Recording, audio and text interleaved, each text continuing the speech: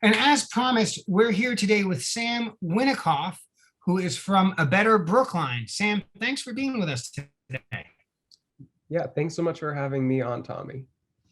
Sam, before we talk about A Better Brookline, we want to get to know you a little bit. So, like from birth until now, what have you been up to? Yeah, of course. So I moved to Brookline in sixth grade, at the beginning of sixth grade. And prior to that, I lived in Somerville and went to public schools there. And then, after moving to Brookline, I went to the former Devotion School, now the Florida Rough and Ridley. And then spent 4 years at BHS, had a great time there. I also have two younger siblings who are both, the older ones just graduated BHS and the younger ones in seventh grade. And then post high school, I went to Swarthmore College. That's where I am now. I'm a rising junior, and I'm majoring in economics and minoring in chemistry. And throughout all this time, I've had a pretty long-standing interest in politics, and I've followed town meeting and school committee to the best of my ability over the last few years. And that brings us to today, I guess. Well, congratulations to your middle sister, I guess, the recent high school grad. That's fabulous. I'm sure it was quite a relief to graduate in person. It's been a tough time for university students and for high school students. Tell us a little bit about what is this? I mean, who could be against A Better Brookline, right? Tell us who's in A Better Brookline and what it's trying to achieve. Yeah, so I guess sort of the overarching message is that we're a community-based grassroots organization, and our goal in the long run is to make Brookline a city. And just to talk a little bit about first who makes up the organization, I think one of the things we're pretty public about is that we're youth-led. So myself and my two co-founders, Ashley Eng and Ronnie England. So Ashley is my year in school, and Ronnie is 2 years younger than us. And so we're the leaders of the organization, and we have a lot of high school age volunteers, which a lot of people talk about. But one thing a lot of people don't know is that our volunteers actually span the age spectrum. So we have people in high school, and then we also have people who are, retirees.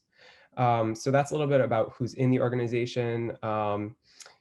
Yeah, I think that's a pretty good overview. And so the goal, so you're interested in Brookline becoming a city. Tell us, so Brookline's a town, right? Tell us what makes a town, what makes a city, what in Massachusetts government is the difference? Yeah, that's another great question, and it's also something a lot of people don't know. And a lot of people will say, "Oh, but isn't Brookline already a city?" Or not really knowing the difference. And so it's important to know that. I'd say the main differences are, so a town is going to have a town meeting. That's going to be a large representative body. Sometimes it's direct. In our case, it's representative, as 248 members, as I believe. And then we have a 5-member select board, and that's our executive branch. The most common thing people think of when they think of a city government in Massachusetts is a mayor and a council. And that's pretty typical, but there are a lot of sort of variations on it, some exciting ones. And one that I point to often is Watertown, because they function as a city but actually don't have a mayor. Instead, it's just a board, like a city council.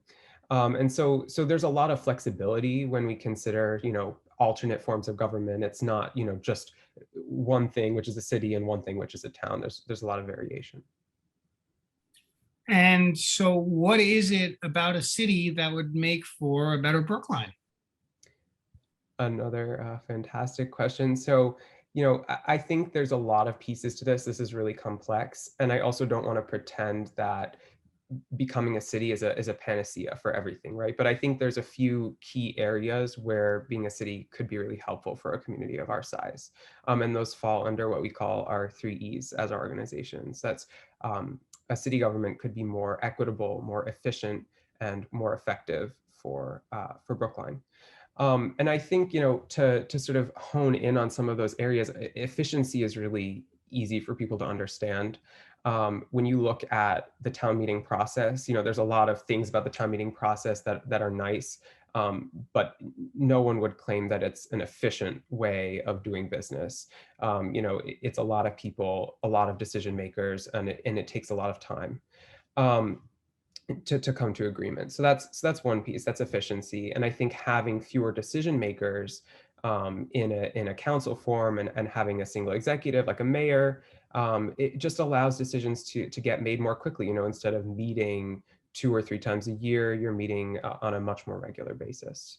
So that's one piece.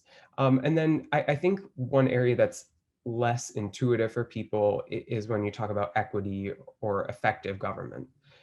Right. So, for town meeting members, they're volunteering their time. And one thing that's challenging for people, maybe you're a single parent, maybe you're a student, maybe you work 2 jobs, maybe you're a renter and you're here for, a short period of time. It can be hard to actually spend that time and devote it to town meeting.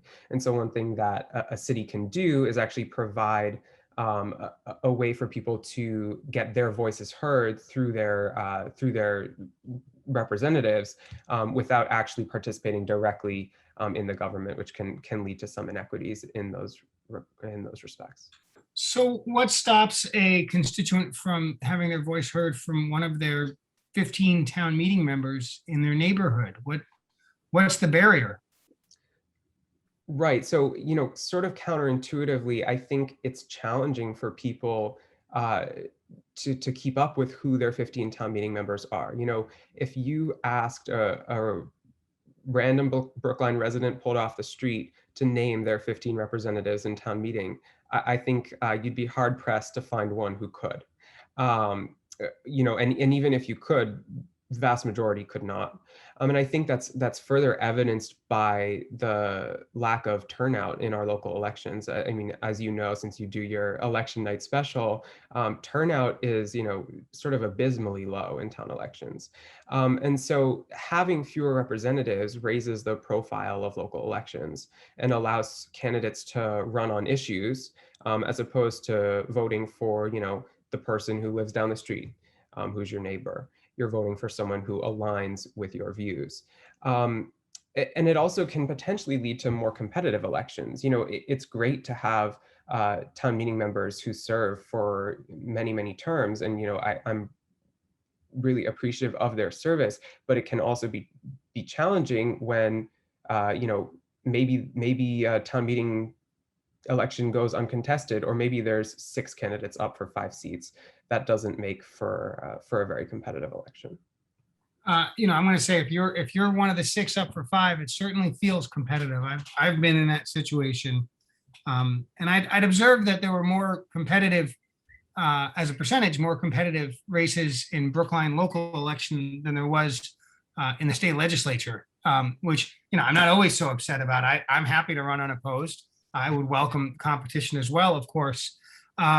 So, I'm a little dubious. I'm also a little dubious about the claim that, or the implication, I guess, that low turnout is because we're a town election.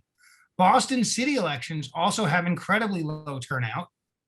They're a city, right? In fact, city elections generally also have very low turnout. It turns out that people are really good at voting when the United States president is on the ballot. We're a little bit worse, but also pretty good at voting when there's a gubernatorial race. And after that, it just kind of falls off. And there are folks who have suggested, well, why don't we just have all the elections on November at even numbered years? But that doesn't call for a city or a town. That's kind of a different problem. I want to poke a little bit about equity. On the one hand, it's true, to be a town meeting member is more than zero effort. And in fact, the town meetings themselves have gotten longer recently. And so if you're a town meeting member, right, you've got this 2 nights a week or 3 nights a week for several weeks in a row. And that is hard if you are a single parent or a person who has a job that requires them to travel or any number of other things. But certainly, if it's hard for you to serve as a town meeting member, wouldn't it be even harder for you to serve as a city councilor?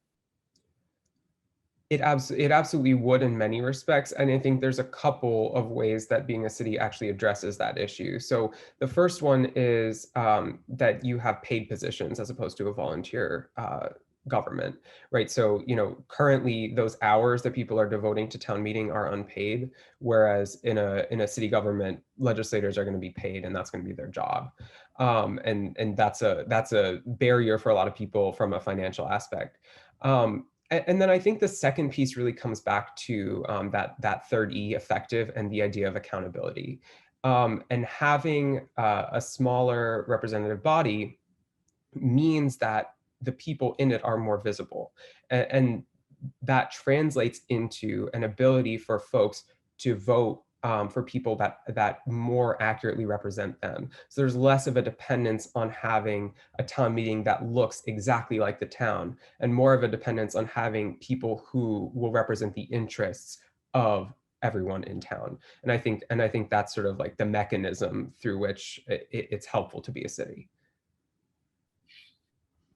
So you raise an interesting point. It's hard to know the position of town meeting members, right? It's a small election. They tend not to have a lot of money, or campaign events or things like that, right? Um, so that's interesting, right? And maybe you could have a city council that is partisan with Democrats and Republicans, and then folks might know something about that and have primaries. That's less common. Most of the time, city elections are nonpartisan. Um, but it's not necessary. Um, but there are also this time around in this May election, I think there were 4 different organizations who endorsed town meeting members, right? And so um, I think those endorsements are pretty powerful because there were different interest groups that had some similarities and other differences. Um, but it's not just about town meeting, right? The city, while it's true we have a town meeting, we also have a select board and a school committee. And so I'm curious about how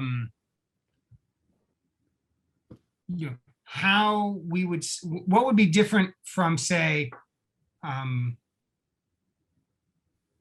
select board members, of which there are 5 and they run townwide, and city councilors, right? Doesn't that feel like the same level of um, voter engagement, or am I wrong?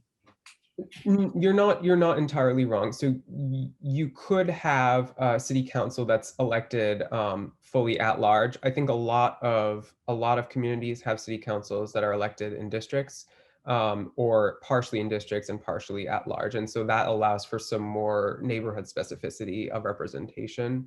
Um, I think another thing that's different is, then in a city structure, that level of representation is the legislative body, and then you usually will have a single executive that's elected, and that's a single position with a decent amount of notability, townwide, or I guess citywide in that case.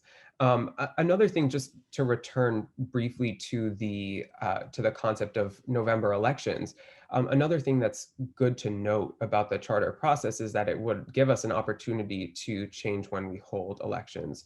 And one thing that I'm excited about is the possibility of pairing town elections with November elections. Or I guess I shouldn't say town elections, potentially city elections, with November elections. And we've seen that that can be an effective way of boosting turnout in local elections by pairing it up with larger elections on the state and federal level. So that's something that's very exciting to me. But we would have the authority. We could certainly change to November elections without changing the form of government, right? We don't have to be a city to have November elections. Absolutely. I think there's a lot of things that you could do individually, and then there's many things that can sort of be combined into going through the charter process. And I think one of the things that people have a misconception about is that this is a very restrictive process, and actually it's a very liberating process. There's a lot of different pathways that we could follow, and a lot of different things that we could change or choose to keep the same by crafting a charter. And and part of that misconception comes from people sort of reducing the debate down to city versus town. But this is really, I see this as an opportunity to take the things that we love about how Brookline works. You know, there are people who are so passionate about the needs of our community, and people who are devoting their time and energy to better the town. And you know, there are so many aspects of what we're doing now that work, and we can incorporate a lot of those things into a charter. It's really an opportunity for creativity and for expression. And ultimately, the charter that gets drafted needs to be approved by Brookline voters in a referendum. And so it's really a process that's dictated in the end by Brookline voters. Well, the Brookline voters, right? The folks who show up, not necessarily all registered voters, and certainly not all members of the town. But that's true for how our democracy works in general. I want to think a little bit about efficiency. I think that you'd be hard pressed to find someone who would argue that town meeting is a fast process. Our local government, I don't think anyone would agree, would not be described as nimble. But it is deliberative, right? A lot of folks have an opportunity to speak and be heard. Are you concerned that we would lose some of that ability for folks with a very wide variety of opinions and expertise to be heard if we move to a city form of government? Well, you know, I think I'm not concerned about that, and I'll tell you why. And it comes back to the idea that the charter process is really flexible, and it really ultimately will reflect what the community values about the way we do things now and what we think we can do better. So if something that we value is hearing, you know, a large number of perspectives over a large period of time on, you know, particular issues, then that's something that could be built into a charter. You know, we could create processes that allow for open meetings and allow for extended public comments, and you know, other sort of avenues that would allow citizen participation, while also changing the way that we operate. So you know, just like there's, you know, a value to lots of citizen participation, there's value to other things that we do as well. And so I think part of what gets reflected in the charter is going to be what people value, and also what people wish that they could change. That's fair. I do want to point out that, you know, the word participation means different things in different circumstances, right? One form of participation is getting 3 minutes at an open microphone, right? Sort of like my name is Tommy Vitolo, I live on University Road, and I think this is great or this is terrible, and I'm going to tell you why, right? And that's important. But town form of government, I think, also allows for, you know, getting your hands dirty participation, right? We have a lot of committees. We have a lot of town meeting members. We have a lot of boards and commissions. And that sort of distributed government means that the number of people who can actively participate is certainly much higher than a city. And so the question is, in a community that is as interested in being directly involved as our town clearly is, can you keep that in a city form of government? It's not just speaking at a microphone, it's crafting the policy. I was at a meeting tonight about Boylston Street, where there was a committee of 15 people who had been working for, I don't know how many months, to come up with some proposals, and they were listening to folks who came to their meeting, and they knew ultimately something, if it was going to happen, I have to go before a town meeting. And so there were certainly a lot of cooks in the kitchen, which is not efficient, to say the least. What are some options for city government that can keep folks who want to get their hands dirty, retain their option, their ability to do that, and contribute to the town more than 3 minutes at a microphone at a time? Well, a few things. I think one, it's important to also focus on who is it that can be represented in the current town structure, and who is it that has the time to serve on boards and commissions, and whether that subset of people is actually representative of who lives in town. And I would argue, and I think most people would argue, that it's not. We're grossly underrepresenting people who are renters. We're grossly underrepresenting young people, and certain communities of color, as well as people who are low income. And so I think being a city can allow for sort of more equitable distribution of power. But to your point about participation, beyond just writing in modes of participation into a charter, there's a lot of ways to contribute to a community, and to contribute to government that don't involve sitting on a volunteer board or a volunteer commission. And I think you could go and look at our surrounding communities and see how people who are politically interested and politically involved in Cambridge, in Somerville, in Newton, how they're using their time, how they're devoting themselves to the betterment of their communities, because I'm sure that they are doing it, and doing it successfully. So it remains sort of an open question, right? Maybe something for folks who are thinking about this to explore a little further, right? Because I will tell you that the people who are actively working on a particular problem that Brookline faces, on a board or a committee or a commission, they're going to want to know, well, what am I supposed to do if we become a city? I want to help. How do I do it, right? We can't all be city councilors, I don't think, unless you're thinking a 240-person city council. Should be interesting. Probably the biggest in the state. Can you tell us a little bit? I don't know if folks understand, even cities with a strong mayor, like Boston, the mayor isn't, in charge of the day-to-day operations of all of the department heads, right? There's always an administrator, right? And Brookline's town administrator is Mel Kleckner, right? Cambridge has a city administrator of some kind. Boston is a city administrator. So how does that job differ between city and town?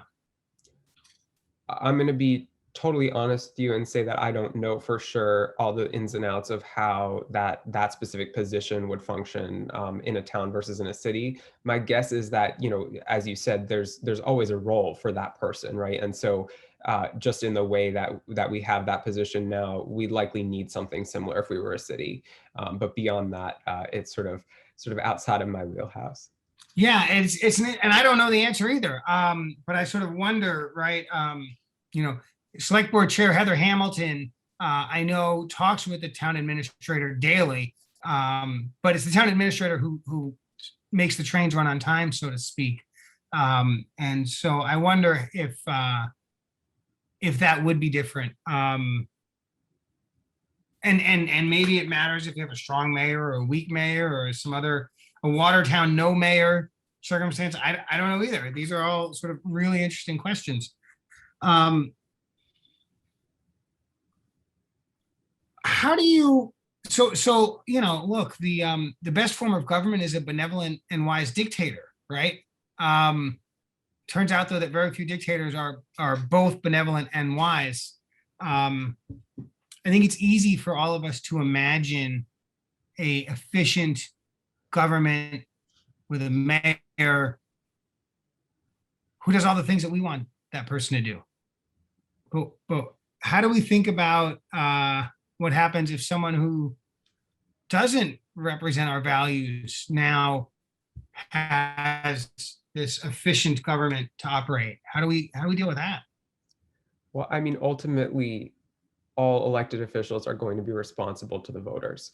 And so one of the great things about a town government or a city government is that if someone who gets elected is doing things that the people don't like, they'll be voted out in the next election. And that's true of a city just as it is of a town. And in fact, potentially more so if you're able to couple elections and get higher turnout, if you're able to run on issues so people know what you actually represent, and if you're able to have a government that's agile and responsive in making decisions when crises come up, like the COVID pandemic, and people are able to judge those decisions as either, you know, as something good that they like or something bad that they don't like. And so ultimately through the democratic process, I believe, you know, a city government is going to be both, you know, efficient and also representative of the community. Do you think that Brookline would have handled the COVID crisis better as a city? I think it's possible. I think there's something to be said for being quick and being responsive when things come at you fast. But I don't want to promise anything. You know, I don't want to promise anything I can't deliver. That it's a hypothetical, but I think there's a shot. Sam, this has been fascinating. A lot of questions, much more back and forth and peppering than we're normally able to do because there's just so much to this. I wish we had time for more. I know that you and I will talk again, and I know that you're out there with a Better Brookline talking with the community. I also know you've got a website, so tell us your website so folks can go check it out. Absolutely. abetterbrookline.org. There it is. That's easy. You know how to spell Brookline if you don't go to Boston, right? I kid. Listen, Sam, thanks for coming on the show. Folks, you've been watching Brookline Interactive Group. I'm Tommy Vitolo, and thanks so much for joining us today. We'll see you next week.